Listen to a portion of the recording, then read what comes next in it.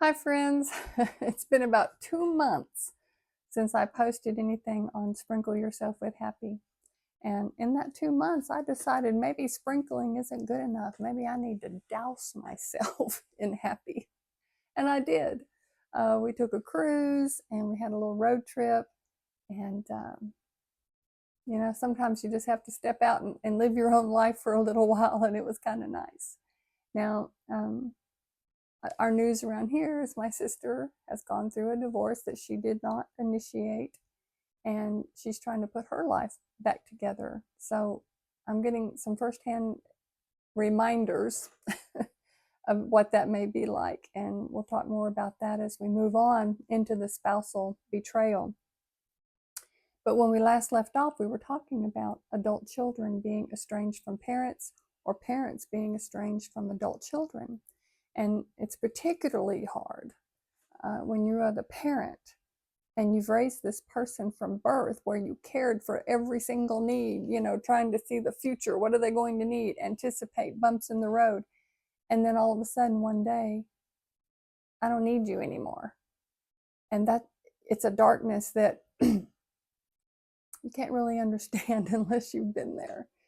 And it's a grief. It's its own kind of grief, just like parents who lose a child to death. Parents who lose a child for their own child's will is a grieving process as well. And if you remember, and if you're new on this and you don't know, but I'm 18 years estranged from my daughter, and it came from a spouse.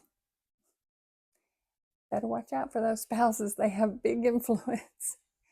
And a lot of times it's the son who cuts off the parents because the new wife, insists. It's really weird. You never see it coming. I just saw this the other day, and somebody made a point before I dropped off the planet. I'm sorry I had to. That it was getting so toxic, and I think I figured out how to keep it positive and move forward in that. I don't like being trashed and trolled by trashers and trollers. But anyway, when we last left off, somebody that I was found on Facebook, one of the comments, there's all kinds of groups out there. There are all kinds of groups for estrangements of every kind. But somebody made a good comment, a good point. In the last 20 years, we have seen therapists do, for a while, it was really hot news, all these past memory regression sessions where they supposedly remember being abused as a child, or, it's made up. Ideas were planted, made up stuff. Maybe not everybody. And I've been very clear in my last videos, if you are the parent who abused your child, this isn't for you. I got nothing for you. But if you simply are someone like me who thought you did the best job you could, and now all of a sudden it's not good enough, this channel's for you. And about a week ago, within the past week, there's been a video circulating. I hope nobody saw it because it was traumatic. There's a mother who is a second grade teacher at a Christian school. She beat her 12-year-old son senseless, and the other sibling recorded it. She beat that boy with a strap, a belt, and he is crying. It's heartbreaking. She hit him 22 times with the belt. And then she grabbed him by his hair and pulled him up and cursed him, cursing in his face.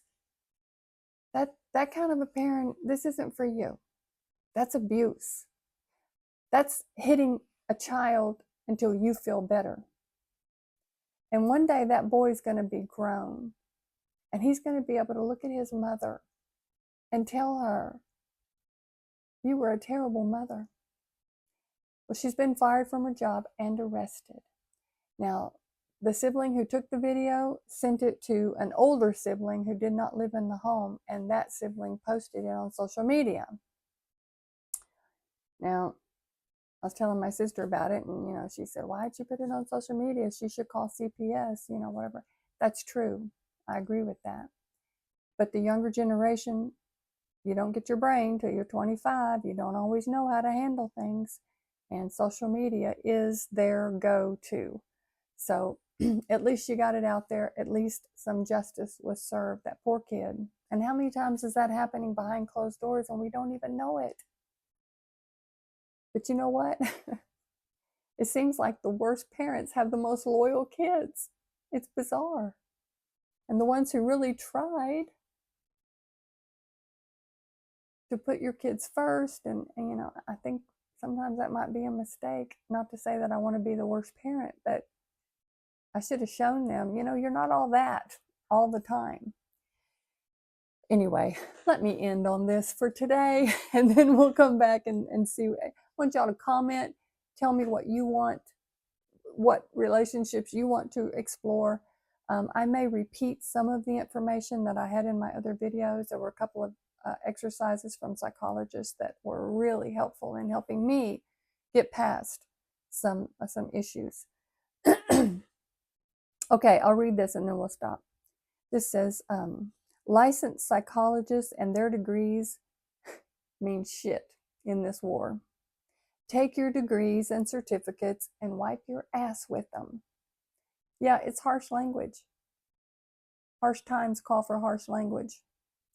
If you haven't lived the gut punch of parent alienation, if you haven't had your own child turn against you or turned against you, if you haven't spent nights staring at the ceiling wondering how the hell you're still breathing, you can't guide anyone out. This doesn't come from a book. This path breaks people who only studied it. It demands someone who crawled through it, stood back up, and learned how to walk again. Parents in this fight don't need theories. They need someone who's been in the same darkness and knows the way out because they walked it themselves. I've walked it myself 18 years, and it was about midway through that I decided I have my own life to live. And I'm okay. I'm enjoying my life, and you can too. You can too. Y'all take care, and I'll see you on the next one. In the meantime, let me know in the comments, or you can email me if you're not comfortable commenting, and tell me what kind of relationships you want to pursue. Bye.